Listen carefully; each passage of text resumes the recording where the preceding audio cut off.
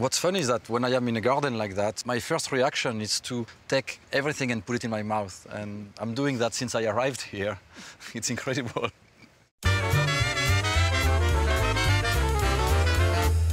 It's a storm coming, and I think we're gonna have to go back and drink and eat. Beautiful. They are absolutely gorgeous. Eric!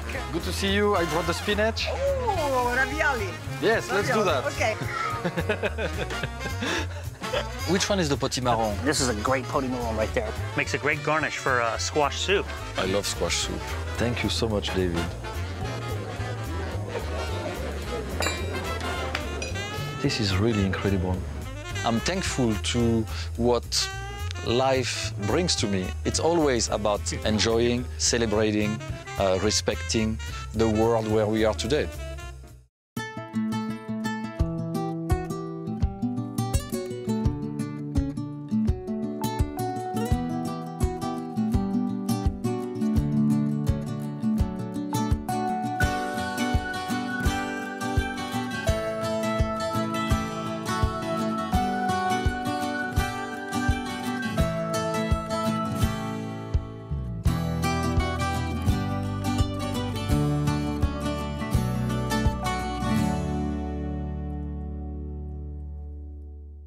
The focus of the show today will be on the quality of the ingredients that we find.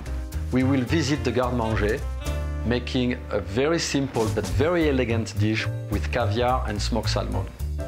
Then we will visit my friend in California, David Kinch, who has created a garden that really dictates what goes on his menu at his restaurant, Manresa. Finally, we return home to my kitchen, and following the inspiration of my trip, I will create a delicious dish made of salmon with pea shoots.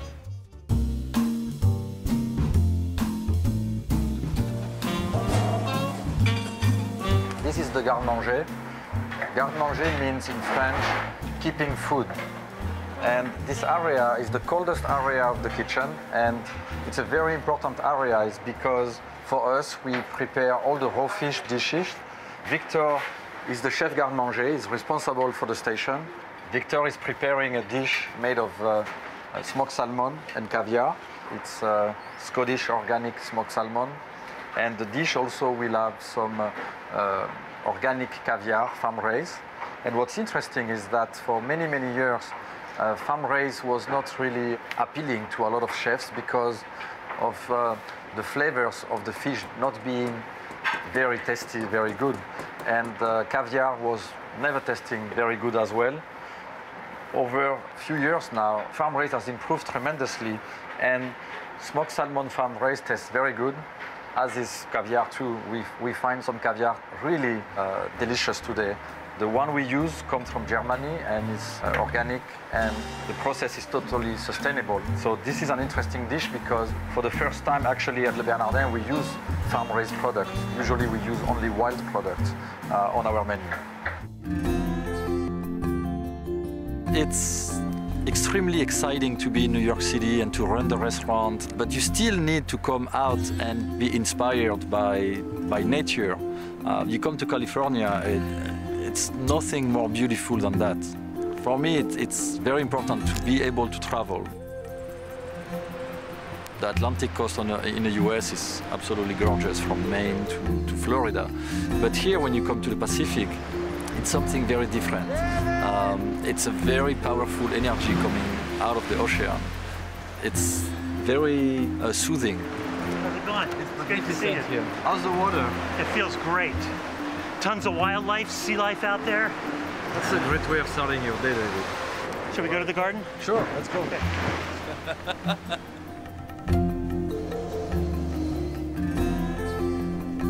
So this is the garden right here. This is like the main bed of the garden. This is a brand new greenhouse that we have here.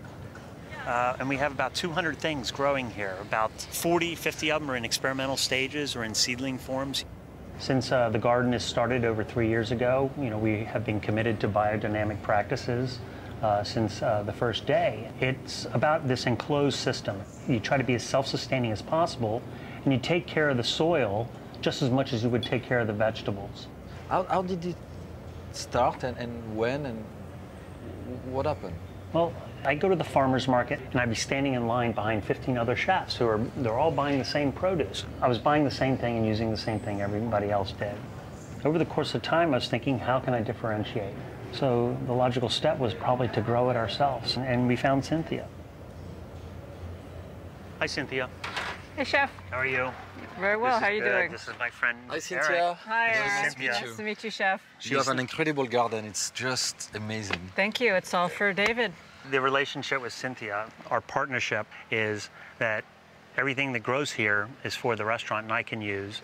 And Cynthia can concentrate on what her passion is, which is growing things. It's a win-win situation. In many ways. And he understands that concept about gardening and about farming is that not everything works. Not everything works the first time. We've been trying to grow a really great melon for the restaurant for a couple of years, and we finally succeeded this year. The same with the corn. Some things from the get-go we get right, like the tomatoes, for example. I mean, that's what kind is this? This one is called top sirloin. Top sirloin? Top sirloin. Oh, it cuts like a steak. Yeah. Well, let's see.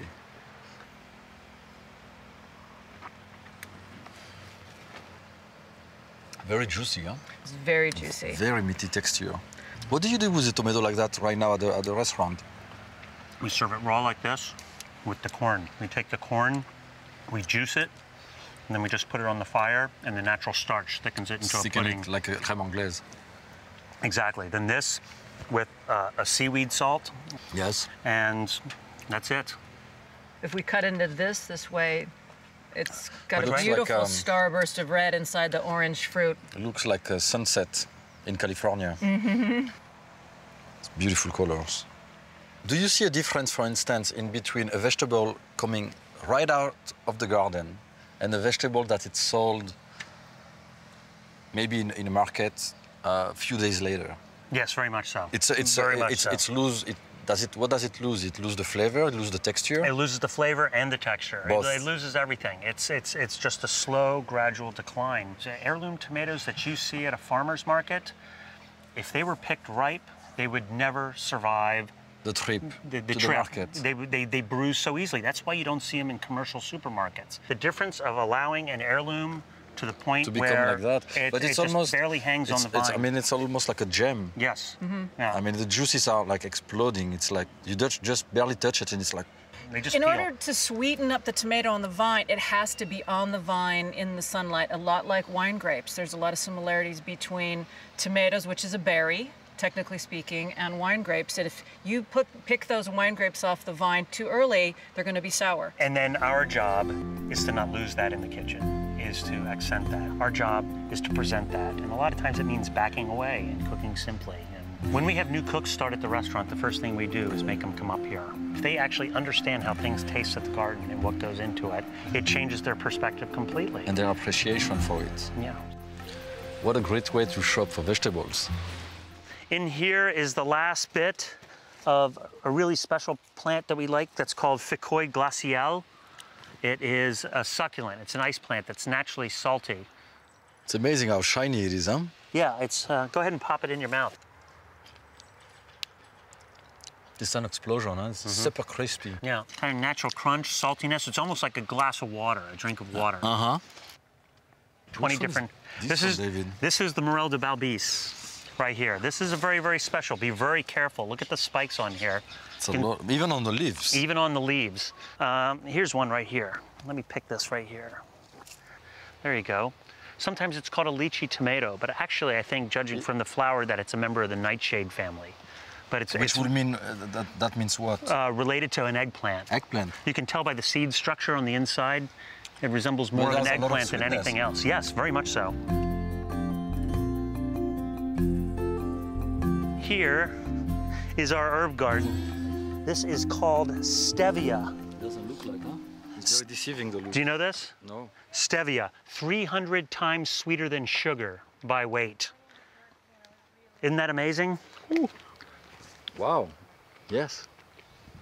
It's like pure sugar. It's like pure sugar. It's it's sweeter than sugar is. It's a Peruvian herb. Goes great with foie gras. Oh, yeah. Yeah, you're right. Potimarron, petit gris. Which one is the potimarron? Potimarron this is a great potimarron right there, with this elongated top like this. This one's beautiful. And this is a petit rouge. Petit rouge. I think this would be the ultimate pumpkin pie pumpkin, is a potimarron. Yes.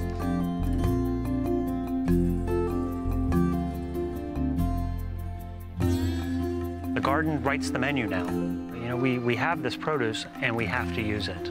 It's a whole new process. It's the most challenging thing that has happened in my professional life in 15 years. What's happening here is very special, and it's an experiment. We don't see that very often, a relationship in between a chef and a gardener, and the garden being such a strong inspiration for the chef is very unique. And every day he's inspired and creating new things from that garden. Okay. This is one of my favorite dishes at the restaurant, and I think this is very emblematic of the garden. This is a quenelle of ice cream made with nasturtium flowers. And he's going to pour a soup made with roasted potimarron pumpkin. So one of my favorite things about this dish is the hot and cold together, yeah. I think it's a very nice combination. Bon appetit. Thank you so much, David. I love nasturtiums, very much so. I like the pepperiness, the arugula. Give me a break, this is fantastic. It's one of my favorite dishes at the restaurant. So simple. It's simple, but it's so, I don't know, it's close to perfection, really. Thank you. But this year we've had great success with the pumpkins, with melons. I see that. This is really incredible. And the seeds bring the texture. I mean, it's really like incredible. I've found myself the past couple of years waiting for the nasturtium flowers to be ready. They kind of bring seasoning into the soup. This is amazing. This is an edible landscape. The name of this dish is called an autumn tidal pool. You have seaweed and abalone and urchin and the body from mirogai clam. And I think if you dig down amongst all the seaweed and go to the bottom, you're going to find a nice big piece, fat piece of foie gras in there. Oh, you think so?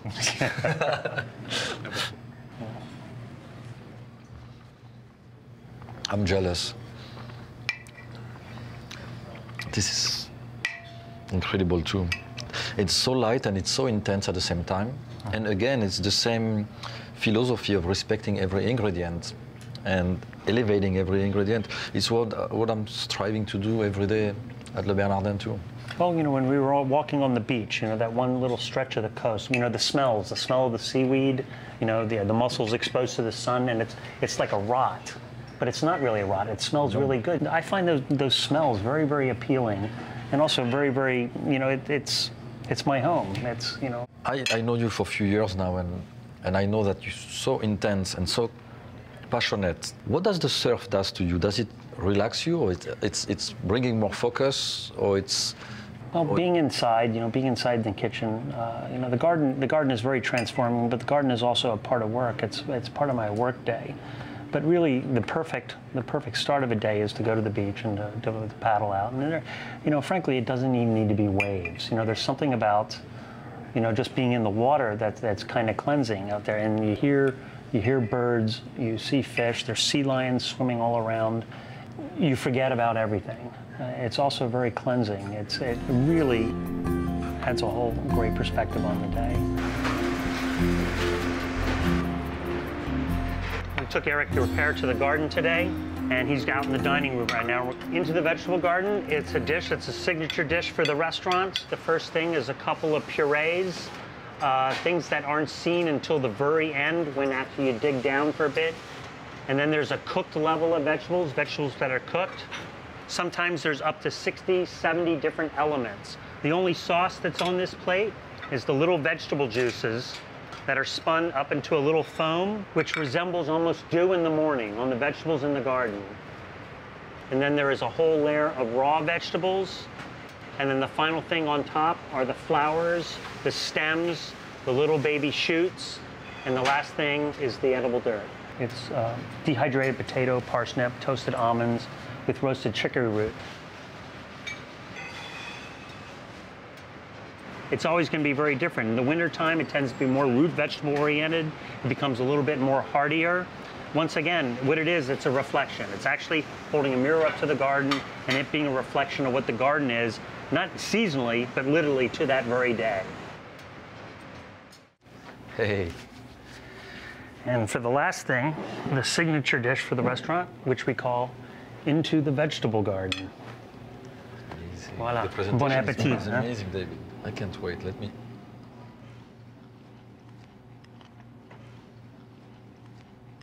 It's an homage to nature, really. Oh, it's an homage to your garden.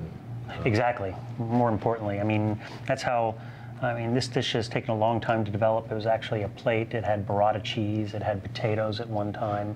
You have such a respect for the vegetables. I love that, because the temptation will be to bring extra flavors and make a good dish, but you wouldn't pay homage to nature the way you do. And it's something that you know very much about too, in your approach with fish and shellfish. It's the same thing. Best product you possibly can, and showing respect. And the worst thing I could do would be to overseason, to smother. You know, the people at the garden and what we do, we've worked so hard for this. The worst thing we can do is be disrespectful to the produce. Mm-hmm. When I was a younger chef, I didn't think like that. It came later on. We never do. Right? We never do. And I mean, I learned from my mistakes. When we're young cooks, what we do is we're always putting one more thing on the plate. What can we add to this plate to do it? But the older you get and the more confident you are and the more you realize that really, you know, what nature gives us is really the key to what we do. It's what can we take off the plate? It's the beauty of, I guess, aging in our kitchen. I sure hope so. Obviously in a garden. I sure hope so. Cheers. Well, I'm glad you enjoyed it. Very much. Yeah. Cheers. Spending time with David reminded me of my own philosophy. Let the ingredient be the star. In this case, it's a wonderful piece of salmon. Today I went to the market and I find some beautiful pea shoots. We are going to do a dish made of salmon, pea shoots, and we are going to make it in a kind of an Asian way. So we have some garlic and ginger. I'm going to peel the garlic clove that will be cut very thinly after. The garlic will be used to make the sauce and also to saute the pea shoots. It will give a nice flavor to it. A little bit of the ginger here. I'm just removing some of the skin. We are going to start our sauce. So the sauce will be made with some of that ginger that I'm going to chop very, very thinly. By slicing some very thin bâtonnets, I'm making what we call a julienne. Then I'm going to flip it and I'm going to slice it again, that we will call a brunoise. Part of the ginger goes in this mixed bowl here, and that's going to be for the sauce. And part of the ginger is going in that little plate, and I will use it a bit later to do the pea shoots. So I'm taking the clove of garlic.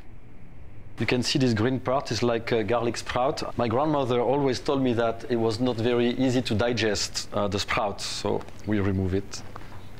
Again, I'm gonna cut it in very small pieces, creating exactly the piece of garlic that I need to have. And as you can see, I'm not measuring, because at home, sometimes you don't want to measure, you just go by your instinct. I'm gonna squeeze some of the lime with the garlic and the ginger. Some soy sauce. And again, I'm just going by instinct here. I'm gonna add some olive oil, extra virgin olive oil, and I'm gonna let it marinate it for a while, so all the flavors will go together. That's vinaigrette. It's a broken vinaigrette. Broken means that the oil is on top and the liquid is on the bottom. That can be done a day or two in advance. You can keep it in a fridge. You can do it at the last minute. So we have a nice fillet. What is very important when you buy salmon is to have the color of the fillet bright. And you see those veins here, it's the fat content. If the fat kind of become yellowish, it means the salmon is already old. When the fat is very white like that, it means the salmon is fresh. Also, you don't know if you see very well, but here we have a little bit of blood, just a tiny bit. That should always be very bright red, not brown, not chocolate color. And of course, no smell. When you buy fish, it doesn't smell like fish. Again, if it smells, it's really a bad sign. It means the fish has been out for too long. We also ask the fishmonger to debone the fillet. Therefore, it took all the little spines coming out of the fillet, and we just have to slice. I'm going to slice 2 pieces, about 1 inch thick. I don't want the salmon to be too thin, because I will lose the texture and the richness of the fillet. And I don't want it to be too thick, because it will be dry on the outside and kind of raw inside.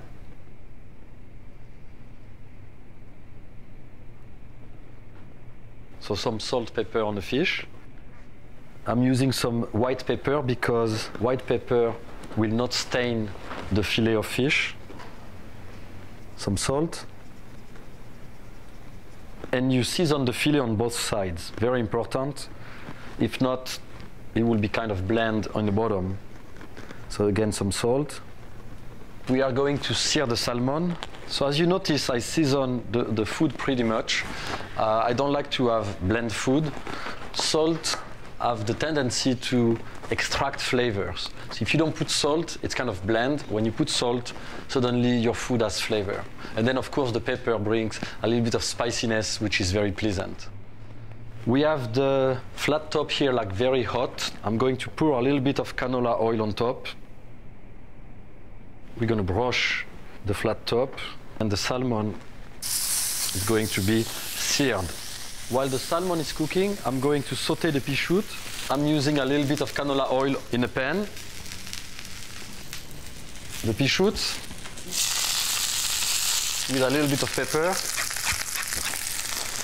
some peas, a little bit of my soy ginger vinaigrette, and we just have to quickly saute it.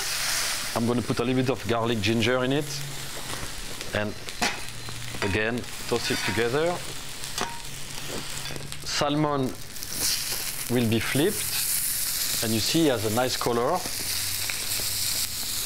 And we are going to just cook it a tiny bit on that side to keep the salmon rare to medium rare. After that, the salmon becomes too dry and you lose a lot of the flavor. So salmon in the plate here for the moment. A ring mold to give a nice shape to the dish in the center. Remove the ring now.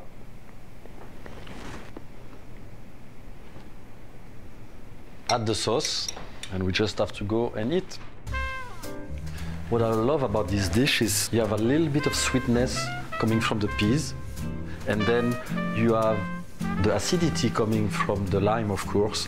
It really complements the flesh of the salmon. Salmon is very rich, has a very rich consistency. It's a little bit fatty, and the acidity gives you the illusion of lightness. And this dish really reflects the philosophy of Le Bernardin, which is the fish is the star of the plate, and we ended up with a great dish. Santé, cook from life.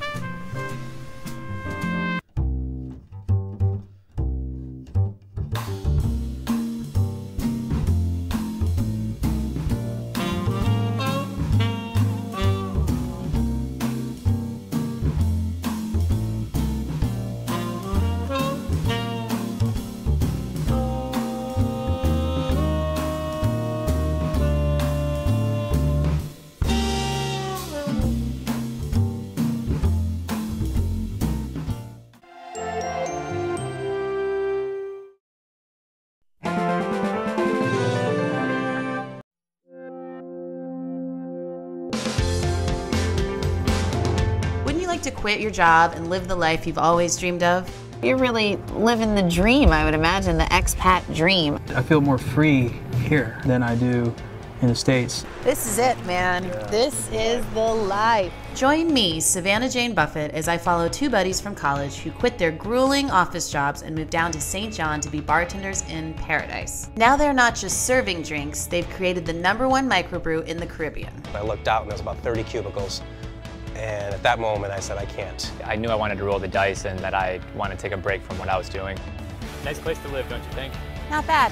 It was a very surreal feeling because this was all new to me. This was going to be my new home. At that point, we knew we were all in. They're the lucky guys, man. They make beer for a living on an island. It's just two guys hanging out in the Caribbean and brewing some great beer and, living the dream, I guess.